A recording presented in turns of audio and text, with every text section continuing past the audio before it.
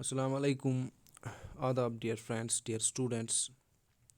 My name is Mudassir, and I am going to teach you an important topic of quantitative aptitude, and that is none other than the interest. So let us start from the very definition. What is interest? Interest actually होता क्या है, ठीक है? तो जैसे कि आप यहाँ पे देख रहे हो, I have written here, it's a cost of borrowing money, where borrower pays a fee to the lender for the loan. तो एक्चुअली इंटरेस्ट एक्चुअली होता है एडिशनल चार्ज जो हम जब भी इंटरेस्ट का आप नाम सुनते हैं तो हमारे दिमाग में आते हैं banks. For timing let's take, ये ज़रूरी नहीं आप लोन किसी बैंक से ज़रूरी नहीं है हर टाइम आप बैंक ही लोन प्रोवाइड करेगा, यानी फाइनेंशियल इंस्टीट्यूशन, ठीक है। तो समझाने के लिए हम ले रहे हैं एग्जांपल अब बैंक की, ठीक है। तो अगर हम मान लो let's take an example to understand the definition.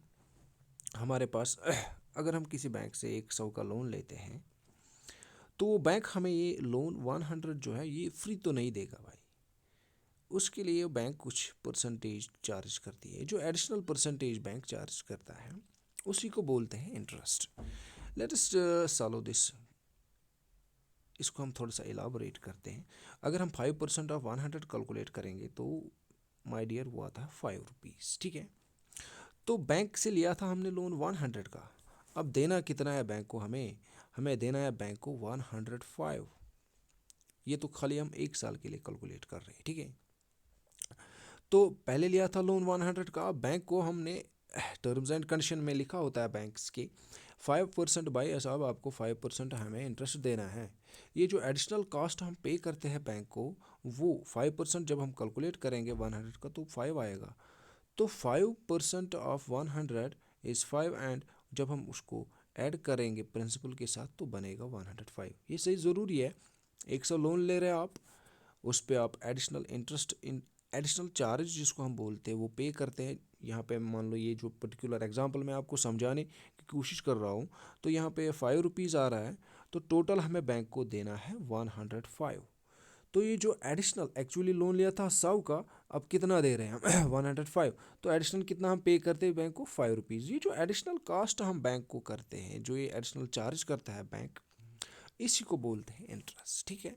तो इंटरेस्ट हम this was simple explanation of what is actually interest होता क्या है, ठीक है। तो इंटरेस्ट हम दो तरह से कैलकुलेट करते हैं, एक होता है सिंपल इंटरेस्ट, एक होता है कंपाउंड इंटरेस्ट। यूजुअली जो बैंक्स में प्रिवेलिंग सिस्टम है वो कंपाउंड इंटरेस्ट का है, लेकिन कुछ एग्जांपल्स ऐसे भी आते हैं एग्जामिनेशन में जहाँ पे सिंपल इंटरेस्ट की ज़रूरत पड़ती है, ठीक है। तो वो मैं आगे जाके बताऊँगा आपको किस क्वेश्चन को आपको सिंपल इंटरेस्ट के दायरे में रखना है, किसको कंपाउंड इंटरेस्ट के दायरे में रखना है, कौन इस टूल से सॉल्व होगी और कौन इस टूल से सॉल्व होगी, ठीक है। तो let's start from the simple interest. Simple interest क्या होता है, ठीक है। Late me give an example, ठीक है। अगर यहाँ पे आप देख रहे हैं तो यहाँ पे मैंने लिखा है सिंपल इंटरेस्ट में principal remains fixed of for every year, rate of interest stands for rate of interest, और ये यूजुअली पर एनम ही होती है। एनुअली कैलकुलेट करते हैं हम rate of interest. T stands for time period, and I is the abbreviation for simple interest, and A stands for amount। एक एक करके एक्सप्लेन, एक एग्जांपल दूंगा, सारा कुछ उसी में आएगा, ठीक है। तो let's take an example, the same example. हम मान लो हम एक बैंक से 100 का लोन ले रहे हैं, तो ये बैंक हमें 5% इंटरेस्ट चार्ज करता है फॉर टाइम बिंग। ये रेट ऑफ इंटरेस्ट मैंने बताया आपको, ये पर एनम होता है ईयरली, ठीक है। और ये भी साथ में लेंगे, हमने ये लोन 2 साल के लिए ले लिया, दिस द टाइम। अब ये what was this, it is the principal, कितना आप लोन ले रहे हैं या कितना आप लोन दे रहे हैं, ठीक है। वन एंड सेम थिंग, ठीक है। क्वेश्चन इस तरह की भी, आप लोन ले रहे हैं या किसी को प्रोवाइड कर रहे हैं, कितना दे रहे हैं लोन या कितना लोन ले रहे हैं, that is principal. What is this the rate of interest, and it is always per annum, ये क्वेश्चन में होती है, ठीक है, पर एनम, ठीक है। एनुअल रेट ऑफ इंटरेस्ट इसको बोलते हैं। And T is the time period, कितने साल के लिए आपको लोन देना है या कितने साल के लिए आप लोन ले रहे हैं, ठीक है। तो अब हम 2 साल के लिए सिंपल इंटरेस्ट कैलकुलेट करेंगे। देखो, अगर हम पहला साल लेंगे 5% चार्ज करेगा बैंक हमें रेट ऑफ इंटरेस्ट 100 पे, तो हमें इंटरेस्ट देना पड़ेगा पहले साल के लिए 5 रुपीज़ बैंक को, ठीक है। जब हम दूसरा साल लेंगे, दूसरे साल भी रेट ऑफ इंटरेस्ट वही है, फिक्स्ड 5%, क्योंकि ये टर्म्स एंड कंडीशन में पहले ही लिखा होता है, ठीक है। सिंपल इंटरेस्ट में क्या होता है, ये रेट ऑफ इंटरेस्ट फिक्स्ड रहती है हर एक साल के लिए, ठीक है। और ये दूसरे साल भी 5% ऑफ 100 ही कैलकुलेट करेंगे, लेकिन जब हम आगे जाएंगे कंपाउंड इंटरेस्ट में देखेंगे तो ये 5% जो अब हम दूसरे साल के लिए कैलकुलेट करेंगे वो हमें इस बेसिक प्रिंसिपल जिसको हम बोलते हैं इस पे नहीं कैलकुलेट करते, वो चेंज वहाँ पे होता है। वही तो डिफरेंस है ना सिंपल और कंपाउंड की। लेकिन अभी हम सिंपल इंटरेस्ट को एक्सप्लेन कर रहे हैं। तो नेक्स्ट ईयर भी ये 5% बैंक हमसे चार्ज करेगा इसी 100 पे, तो वो फिर से 5 आएगा।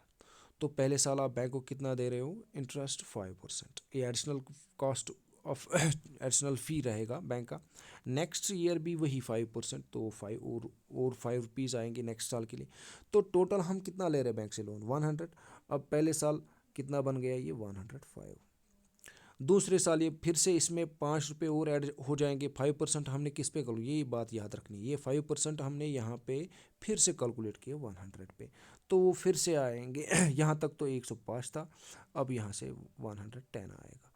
तो ये सिंपल इंटरेस्ट की बात है। सिंपल इंटरेस्ट मैं यहाँ पे लिखा है principal remains fixed. Principal fixed किस तरह किस तरह ये प्रिंसिपल फिक्स्ड हो रहा है, ठीक है। यहाँ पे देखो, आप फर्स्ट ईयर भी आपने इंटरेस्ट कैलकुलेट किया 100 पे, और सेकंड ईयर भी प्रिंसिपल पे इसी पे कैलकुलेट किया 100 पे। दोनों टाइम आपने कैलकुलेट किया 100 पे। यही वजह है कि हम बोल रहे हैं प्रिंसिपल रिमेन्स फिक्स्ड। तो दोनों बार हम हर साल 100 पे, पहले साल पे 100 पे कैलकुलेट किया इंटरेस्ट, दूसरे साल भी 100 पे ही कैलकुलेट किया। यही वजह हम बोल रहे हैं यहाँ पे principal remains fixed. You have to remember, हर after every year you have to calculate the interest on the basic amount. जो पहली बार आप लोन ले रहे हैं या दे रहे हैं उसी पे इंटरेस्ट कैलकुलेट होगा। इसी वजह से इसको बोलते हैं सिंपल इंटरेस्ट। और कंपोनेंट्स में something that's something different from this very topic, ठीक है। और ये रेट ऑफ इंटरेस्ट यहाँ पे मैंने लिखा है, it is annual rate of interest होती है।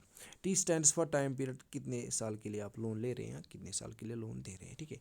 तो ये it was simple explanation of simple interest. एक ही चीज़ आपको याद रखनी, सिंपल इंटरेस्ट में प्रिंसिपल फिक्स्ड रहता है हर साल के लिए। जितना आप पहले साल आपने जितना लोन लिया, हर साल उसी पे इंटरेस्ट चढ़ेगा, ठीक है। This is the very very important point in the simple interest, ठीक है। यहाँ पे मैंने कुछ फार्मूलाज लिखी है सिंपल इंटरेस्ट की। सिंपल इंटरेस्ट की ये फार्मूला होती है, इस तरीके से हम कैलकुलेट करते हैं। ये नहीं, अगर आपने 100 देखो, अभी हमने एग्जांपल में कितना टोटल बैंकों की 100 का लोन लिया था, 2 साल के लिए हमने लोन लिया था, तो लास्ट में हमने बैंक को कितना दिया 110। तो वही पर्टिकुलर क्वेश्चन हम इस फार्मूला से सॉल्व करेंगे। मान लो देखो, यहाँ पे हम लिखेंगे 100 हमने प्रिंसिपल लिया, इतना लोन लिया, बैंक ने रेट इंटरेस्ट 5% लगा दी, टाइम कितना था 2 ईयर्स। तो अगर ये फार्मूला इस्तेमाल करेंगे यहाँ पे, तो ये हमें आएगा 100 इंटू, आर रेट है 5, टाइम 2 ईयर्स है, 100 डिवाइड हो जाएगा, फार्मूला का 100 है, ये 100 और ये 100 कैंसिल, टोटल कितना बना 10। तो 10 आ गया इंटरेस्ट। वही था ना, पहले साल आपने 5 रुपये दे दिए, दूसरे साल भी 5 रुपये दे दिए, तो टोटल कितना बन गया 10। तो अब कितना बैंक को आपको वापस कर्जा देना है, तो उसको बोलते हैं टोटल जो आप बैंक को पे कर रहे हो विद इंक्लूडिंग प्रिंसिपल, वो होता है प्रिंसिपल 100 था यहाँ पे प्रिंसिपल प्लस इंटरेस्ट। यहाँ पे देखो हमने 10 रुपये कैलकुलेट किया इंटरेस्ट, तो टोटल कितना आ गया 110। तो this is the simple calculation, किस तरह करते हैं हम सिंपल इंटरेस्ट कैलकुलेट एक साथ फार्मूला में। ये ज़रूरी नहीं अब एक एक साल के लिए करेंगे, हमने एक साथ दोनों साल के लिए कर लिया यहाँ पे, ठीक है। तो इस तरह से हम सिंपल इंटरेस्ट कैलकुलेट। अब यहाँ पे देखो आगे जाके हम इसकी लेवल ऑफ डिफ़िकल्टी इंक्रीज़ करेंगे। इतने सिंपल क्वेश्चंस तो अक्सर नहीं आते हैं। It was simple just explanation, simple interest कैसे कैलकुलेट करते हैं। इसकी लेवल ऑफ डिफ़िकल्टी इंक्रीज़ करते जाएंगे। जब हम एग्जांपल्स इस पे सॉल्व करेंगे, तो हर टाइप का example there are may be 7 और 8 मोर देन दैट, उतने टाइप के प्रॉब्लम्स हम इस पे सॉल्व करेंगे। हर एक टाइप पे मैं एक एक एग्जांपल या दो दो तीन तीन एग्जांपल आपको दिखाऊंगा। बट अभी हम इसकी बेसिक डेफिनेशन पढ़ रहे हैं, तो अभी आपको मैं सिंपल आइडिया दे रहा हूँ एक्चुअली हम क्या करते हैं सिंपल और कंपाउंड इंटरेस्ट में क्या करते हैं, ठीक है। अब चलो अब हम आएंगे कंपाउंड इंटरेस्ट पे, ठीक है। तो एक ही पॉइंट आपको याद रखना है, सिंपल इंटरेस्ट में प्रिंसिपल फिक्स्ड रहता है फॉर एवरी ईयर, ठीक है। रेट ऑफ इंटरेस्ट भी पर एनम ही होती है। अक्सर यूजुअली आप पर एनम ही पाओगे उसको, ठीक है।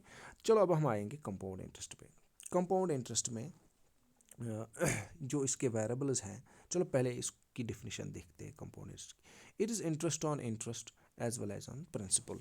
तो हम इंटरेस्ट दे रहे हैं। कंपाउंड इंटरेस्ट का मतलब है इंटरेस्ट, इसमें भी इंटरेस्ट है, लेकिन किस पे इंटरेस्ट दे रहे हैं भाई साहब? हम इंटरेस्ट दे रहे हैं इंटरेस्ट पे। इंटरेस्ट इंटरेस्ट पे ही लगता है, और including principal. Let me give an example. यहाँ पे आप देख रहे हैं principal changes after every compounding period. Compounding period, ये एक एग्जांपल मैं दूंगा आपको उसके साथ सारा क्लियर हो जाएगा। जैसे कि आजकल के जो बैंक्स हैं, आए जैसे कि हमारे यहाँ पे जेके बैंक है जम्मू एंड कश्मीर स्टेट में, वो क्वार्टरली इंटरेस्ट चार्ज करता है, क्वार्टरली आफ्टर एवरी 3 मंथ्स, ठीक है। तो मान लो हमने इसी जेके बैंक से लोन लिया 100 का, और 100 का लोन लिया 10% इंटरेस्ट। 10% इंटरेस्ट ये पर एनम है, ठीक है, पर एनम, पर एनम है ये, ठीक है। तो जो बैंक्स, जो जेके बैंक में प्रिवेलिंग सिस्टम है इंटरेस्ट चार्ज का, वो है क्वार्टरली आफ्टर एवरी 4 मंथ्स वो चार्ज क्वार्टरली। यानी एक साल को हम 4 हिस्सों में बांटेंगे। अगर एक साल को हम 4 हिस्सों में बांटेंगे तो वो क्या होता है, आफ्टर एवरी 3 मंथ्स आएगा फिर। तो आफ्टर एवरी 3 मंथ्स, क्वार्टरली का मतलब हो गया हमें एक साल को 4 हिस्सों में बांटना है। 4 हिस्सों में बांटेंगे तो शाबाश, तो हम एक साल को जब 4 हिस्सों में बांटेंगे तो 3 3 मंथ्स आएंगे। तो एक एक कैलकुलेटिंग, इसको बोलते हैं कंपाउंडिंग पीरियड। तो एक एक कंपाउंडिंग पीरियड 3 मंथ्स का। अगर आपने शायद नोट किया होगा, अगर आपके बैंक में कोई सेविंग अकाउंट है बैंक में, तो 3 3 मंथ्स के बाद आपके अकाउंट में इंटरेस्ट पे होता है, ठीक है। वो देखो कैसे होता है कंपाउंड इंटरेस्ट चार्ज करते हैं। अगर हम लोन लेंगे तो कंपाउंड इंटरेस्ट चार्ज करते हैं बैंक्स, ठीक है। तो कंपाउंड इंटरेस्ट में क्या डिफरेंस है, late me give an example. जहाँ जैसे कि मैं ये एग्जांपल आपको समझा रहा हूँ, क्वार्टरली यूजुअली इंटरेस्ट होता है। तो ये जो कन्वर्जन पीरियड यहाँ पे मैंने लिखा है यहाँ पे मैंने लिखा है कन्वर्जन पीरियड, या उसको बोलते हैं कंपाउंडिंग पीरियड। तो कितने कंपाउंडिंग पीरियड आएंगे? अगर हम एक साल को हम 4 हिस्सों में बांटेंगे तो 4 कंपाउंडिंग, 3 3 मंथ्स का एक पीरियड आएगा, तो टोटल कन्वर्जन पीरियड्स आएंगे 4, ठीक है। तो लोन लिया था हमने 100 का, रेट ऑफ इंटरेस्ट है 10%, तो कम कन्वर्जन पीरियड्स कितने आएंगे? 4 आएंगे, ठीक है। ये देखो, ये डिपेंड होता है एग्जाम्पल पे, किस तरह का क्वेश्चन आपको पूछा जाएगा, आपसे पूछा जाएगा एग्जाम में। तो यूजुअली वहाँ पे लिखा होगा ये compounded annually, compounded half yearly, ठीक है, ये लिखा होगा। अगर कंपाउंडेड ईयरली आ गया तो एक ईयर में कितने फिर कन्वर्जन पीरियड आएंगे? एक ही आएगा। अगर कंपाउंडेड हाफ ईयरली आएगा तो 2 कन्वर्जन पीरियड्स आएंगे। अगर कंपाउंडेड क्वार्टरली आएगा तो कितने कन्वर्जन पीरियड्स आएंगे? 4 कन्वर्जन पीरियड्स आएंगे, ठीक है। तो हम एक्चुअली क्या अंडरस्टैंड कर रहे थे यहाँ पे? इंटरेस्ट ऑन इंटरेस्ट, ठीक है। तो इसको एक्सप्लेन करते करते मैंने आपको ये एक्सप्लेन कर दिया ये एक्चुअली कन्वर्जन पीरियड्स होते क्या है, ठीक है।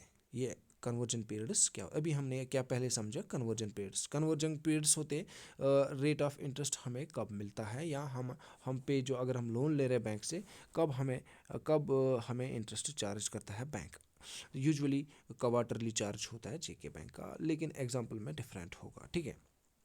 तो ये यहाँ पे मैंने लिखा है इंटरेस्ट ऑन इंटरेस्ट। ये कैसे हम आपको समझाएंगे इस तरह, ठीक है। 100 लोन लिया बैंक से, 10% इंटरेस्ट है मान लो 2 साल के लिए हम लोन ले रहे हैं, हम कंपाउंडेड एनुअली करते हैं, मान लो for time being interest compounded annually हो रहा है, ठीक है। तो देखो पहले साल के लिए आपको बैंक को देना है 10% ऑफ 100 हो गया 10 रुपीज़। तो ये इंटरेस्ट चढ़ा आपको बैंक का, ठीक है, ये इंटरेस्ट चढ़ा बैंक को आपका अब दूसरे साल भी वही 10% लगेंगे। ये पहले साल के लिए है, और दूसरे साल के लिए भी आपको यही 10% चढ़ेंगे। अब किस पे? देखो पहले साल आपने 10% किया कैलकुलेट 100 पे। अब आपको बैंक को देना है एक साल के बाद, इतना कर्जा बन गया आपका 110। अब दूसरे साल वही 10% आप कैलकुलेट करें, लेकिन अब ये कंपाउंड इंटरेस्ट में ये 10% हम इस पे कैलकुलेट करेंगे 110 पे, this the difference. Simple interest में क्या होता था, सिंपल इंटरेस्ट में प्रिंसिपल फिक्स्ड रहता था, लेकिन ये जो नेक्स्ट ईयर का प्रिंसिपल आएगा वो 110 आएगा। अब इंटरेस्ट इस पे चार्ज करेगा बैंक और इस पे 10% लगाएंगे तो वो बनेगा 11 रुपीज़। अब देखो वहाँ पे हर साल पहले साल के लिए 5 रुपया दिया हमने इंटरेस्ट, दूसरे साल के लिए भी 5। अब यहाँ पे देख लो 10% पहले साल के लिए कैलकुलेट किए तो कितने आ गए 10 रुपीज़, 10% अगले साल के लिए कैलकुलेट किए तो कितने आ गए 11 रुपीज़। ये इंक्रीज होता जा रहा है।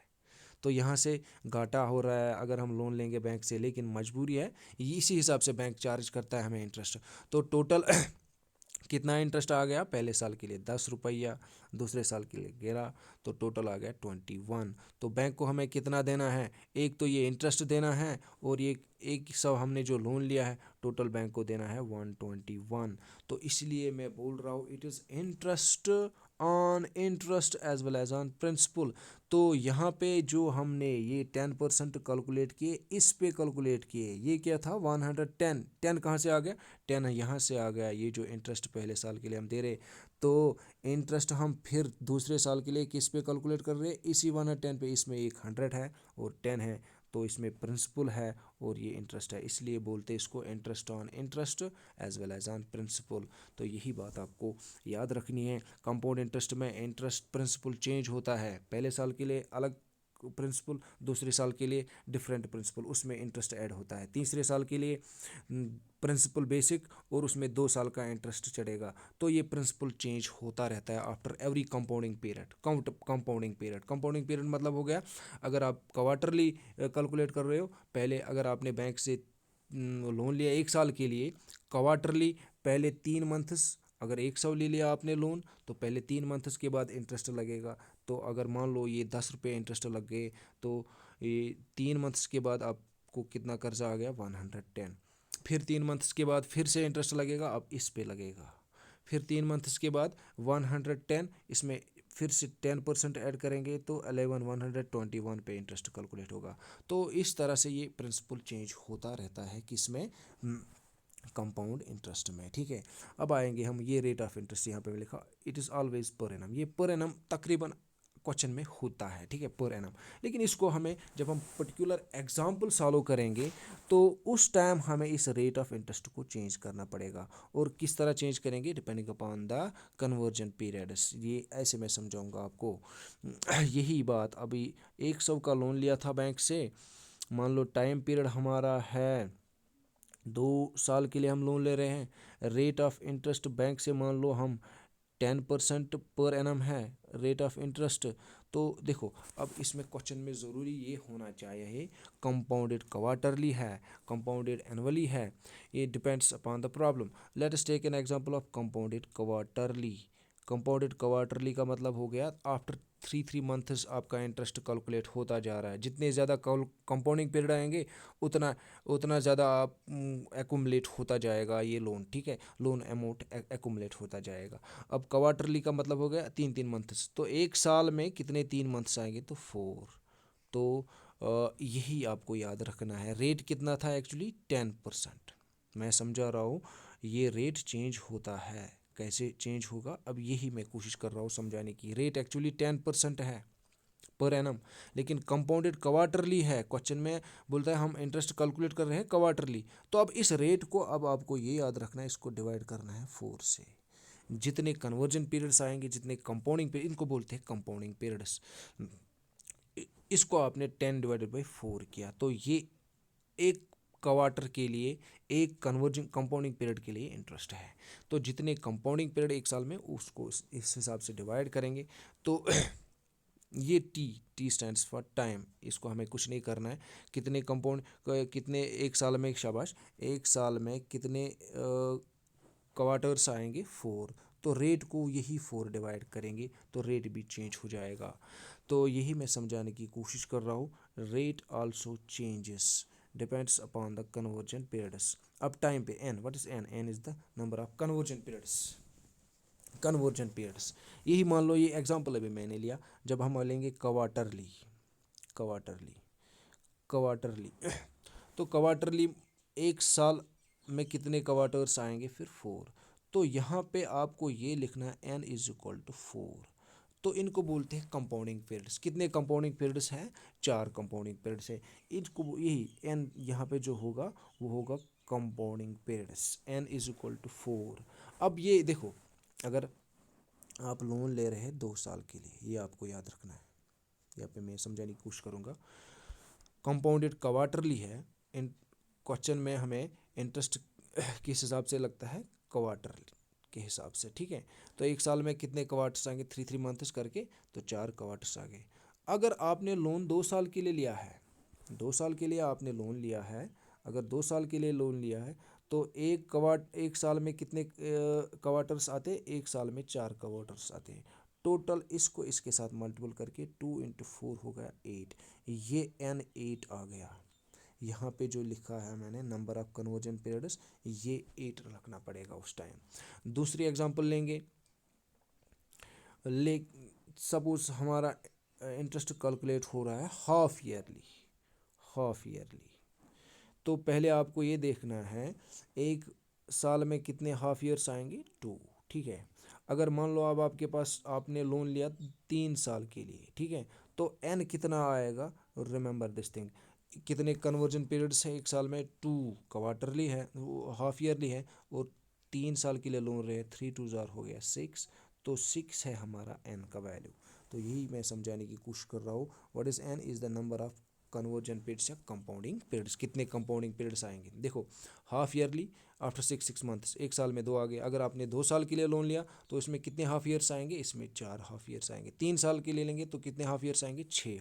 ये आपको याद रखना है, ठीक है। अब आगे जाएंगे। वो कंपाउंड इंटरेस्ट की फार्मूला यहाँ पे देख रहे हैं आप। कंपाउंड इंटरेस्ट की फार्मूला मैंने यहाँ पे दिखाई आपको। कंपाउंड इंटरेस्ट की formula, you have to remember this thing. Compound interest की फार्मूला यही जो मैं लिख रहा था अभी, एन क्या है, टी क्या है, रेट क्या है, वही आपको यहाँ पे डालना है, तो सीधे कंपाउंड इंटरेस्ट मिलेगा। This is the very important formula. इससे हम बहुत सारे प्रॉब्लम सॉल्व करेंगे, ठीक है। अभी हम सिंपल, आपको मैं एक आइडिया दे रहा हूँ difference between simple and compound interest. इसमें ये फार्मूला इस्तेमाल होगी। P, what is P? Stands for principal. 1 is fixed, 1 तो 1 ही रहेगा। R, what is R? R is the adjusted rate. Adjusted rate का मतलब क्या हो गया? अभी मैंने आपको बताया, अगर 10% रेट है पर एनम, तो क्वार्टरली अगर हम कैलकुलेट कर रहे हैं इंटरेस्ट, तो कितने क्वार्टर से साल में? 4 क्वार्टर्स आएंगे। 3 मंथ्स का एक क्वार्टर आएगा, 10/4, ये इंटरेस्ट रेट रहेगी। तो rate of interest changes when we calculate compound interest with the help of this formula. तो ये आर, ये 10% नहीं है माय डियर स्टूडेंट्स, ये 10%, ये अब आर 10/4 है। यहाँ पे आर का वैल्यू क्या है? 10/4। और रेज पावर एन एन क्या हो गया? ये जो हमने यहाँ पे कैलकुलेट किया अभी, एन हो गया नंबर ऑफ कन्वर्जन पीरियड्स। जैसे कि अगर हाफ ईयरली किया था अभी हमने 3 साल के लिए, तो 6 कन्वर्जन पीरियड्स आएंगे, ठीक है। तो ये -1 है फार्मूला का। तो ये कैलकुलेट करेंगे तो आपको डायरेक्ट मिलेगा कंपाउंड इंटरेस्ट। और अमाउंट में इंक्लूडिंग क्या होता है? इंटरेस्ट। तो अमाउंट के लिए भी फार्मूला है डायरेक्ट। इसमें P × 1 + R/100 raise power n। Variables यही है, वही प्रिंसिपल, रेट भी यही जो अभी हमें समझाने की कोशिश कर रहा हूँ यहाँ से, एंड ये वही कन्वर्जन पीरियड्स, ठीक है। तो आगे जाके हम इस पे एग्जांपल्स करेंगे। तो मैं अभी आपको क्या दे रहा था? Rough idea, what is actually interest होता क्या है, कैसे कैलकुलेट करेंगे, और इससे आप याद रखेंगे, इससे हम बहुत सारी प्रॉब्लम सॉल्व करेंगे। ये ज़रूरी नहीं है कि हम खाली ये बैंक्स के रिलेटेड क्वेश्चंस, देखो इसमें बहुत सारे प्रॉब्लम्स, इन फार्मूला से हम बहुत सारे प्रॉब्लम सॉल्व करेंगे, ठीक है। लाइक कौन सी? इसमें हम पॉपुलेशन कैलकुलेशन कर सकते हैं, कैलकुलेशन ऑफ पॉपुलेशन करेंगे, ठीक है। कैलकुलेशन ऑफ प्रोडक्शन करेंगे, मैं बताऊंगा आपको एक एक करके, ठीक है। ये हम कैलकुलेशन ऑफ लोन कर सकते हैं, जो अभी बैंक्स का हमने कितना लोन हमें पे करना, कैलकुलेशन ऑफ इंटरेस्ट होता है इससे, ठीक है। इसमें calculation of production of articles, इन्हीं फार्मूला से इस्तेमाल करें। कैलकुलेशन ऑफ डेप्रिसिएशन, डेप्रिसिएशन, वो डेप्रिसिएशन का क्या मतलब हो गया? मान लो आप, अगर आपके पास एक गाड़ी है, 2-4 साल के लिए के बाद इसका वैल्यू डेप्रिसिएट होगा, तो कितना होगा उस टाइम? तो वो भी इसी फार्मूला से हम करेंगे। हम कुछ चीज़ें आपके पास होनी चाहिए, जैसे कि कितना डेप्रिशिएट कर रहे हो आप, कितने साल के बाद डेप्रिशिएट कर रहे हो, वही प्रोडक्शन। बहुत सारे प्रॉब्लम्स इन फार्मूला से सॉल्व करेंगे हम, ठीक है। तो पहले पहले मैंने एक रफ आइडिया दिया आपको। एग्जाम्पल से क्लियर होगा, क्योंकि मैथमेटिक्स तब तक क्लियर नहीं होता है। थ्योरी इसमें ज़्यादा पता होनी चाहिए थ्योरी, क्योंकि कॉम्पिटिटिव एग्ज़ाम है, क्वेश्चन किसी टाइप का भी आ सकता है। लेकिन पहले एक कंसेप्ट होना चाहिए हमें क्या करना है आगे जाके एग्जाम्पल सॉल्व करके आपको ये सारा क्लियर हो जाएगा। ठीक है, आई होप कि आपने समझा होगा अच्छे से। थैंक्स।